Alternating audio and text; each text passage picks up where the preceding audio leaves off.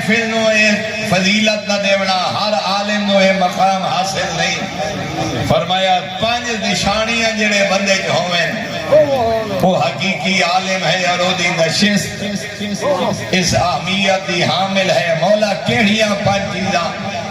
فرمایا پہلا حقیقی عالم ہے جڑا تین 5 چیزاں دی طرف دعوت دے وے، 5 چیزاں چھوڑ کے 5 دی طرف آمندہ تبلیغ کرے، پیغام پہنچائے۔ کیڑیاں؟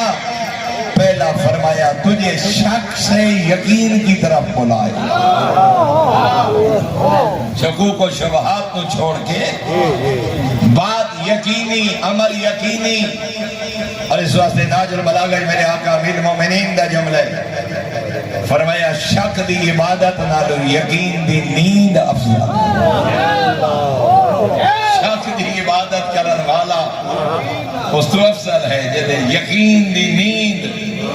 اور پھر حجت خدا فرمایا دوسرا بندہ حقیقی عالم ہے جڑا ریاکاری چھوڑ کے اخلاص دی طرف دعوت دے، ظاہری نمود و نمائش کو چھوڑ کے حقیقت دی طرف۔ تیسرا فرمایا دنیا کی رغبت چھوڑ کے زہد کی طرف دعوت، جس کا پیغام زہد ہو، جس کا پیغام آخرت ہو، جس کا پیغام۔ اور زہد دی تعریف عموماً ایسی سمجھتے ہیں بھئی زہد ہے جتی چنگی نہ ہوئے، کپڑا چنگا نہ ہوئے، پھاٹے کپڑے ہوئے، کھانا ہی چنگا نہ کھائے، نہیں۔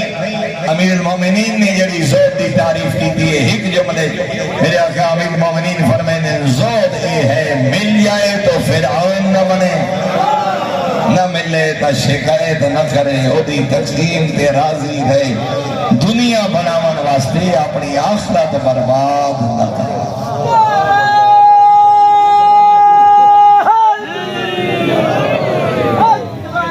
اور من لا یعذر الفقیدی حدیث ہے، فرمایا چوتھی علامت حقیقی عالم دی جو تکبر سے عاجزی کی طرف بلائے، علم دا تکبر، شہرت دا تکبر، حسن دا تکبر، جوانی دا تکبر، جائیداد دا تکبر، اقتدار دا تکبر، قبیلے دا تکبر۔